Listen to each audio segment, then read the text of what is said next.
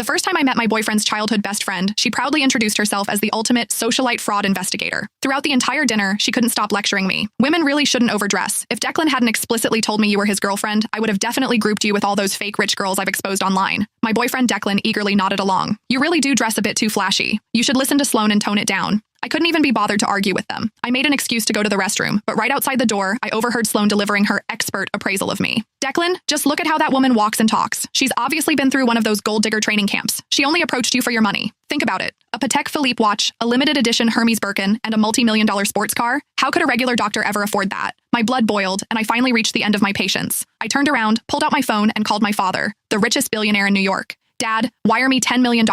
I'm going to buy out a certain socialite fraud agency and teach this girl that wealthy men can actually have daughters. If you don't believe me, I'll test her for you in a minute. That way you can see this gold digger for who she really is. As I hung up the phone, Sloane's confident voice drifted out from the private dining room. Declan was looking at her, nodding with absolute trust. I really wanted to see how Sloane planned to test a real heiress like me. When I pushed the door open, Sloane was holding my Hermes Birkin, inspecting it from every angle with a condescending smirk. I'm telling you, young girls like you really shouldn't get caught up in comparing yourselves to others. The first step to becoming a fake socialite is trying too hard to package yourself.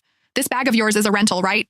I almost laughed out loud. I bought this limited edition bag straight from the boutique. Just building up the purchase history to get it cost me over $30,000. When Sloane saw I wasn't speaking, she assumed she had hit a nerve. She put on an I knew it expression and shifted her gaze to my Patek Philippe watch. Can you let me authenticate that watch of yours? Don't get the wrong idea. I'm just worried you got scammed into spending real money on a fake. After all, the bag is already a knockoff. Declan was already looking at me with deep suspicion. He gave me an order. Sloane is just looking out for you. Hurry up and let her see it. This watch was a promotion gift my oldest brother gave me last month. His entire watch cabinet is filled with pieces worth tens of millions of dollars. If Sloane actually appraised this as a fake, it would only prove that she was the real fraud here. I took off the watch, handed it to her, and smiled.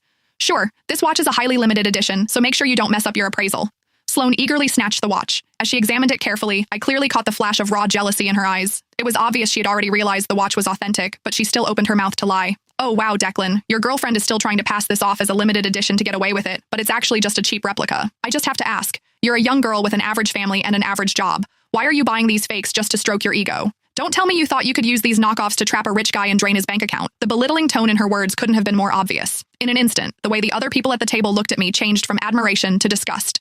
Declan glared at me with sheer contempt, his voice dripping with disgust. How can you be so vain? And to think I actually believed you were different from other women. It turns out you all just want my money. Looking at his disgusted expression, my heart turned ice cold. I used to think Declan was just easily influenced, but that he at least had basic judgment. After all, we had been together for almost a year. Shouldn't he know what kind of person I am by now? The reality of the situation hit me like a bucket of ice water. I frowned, matching his dissatisfaction. Declan, who is actually your girlfriend here? You just blindly believe a single word she says? Since that's how it is, I don't see any point in finishing this dinner.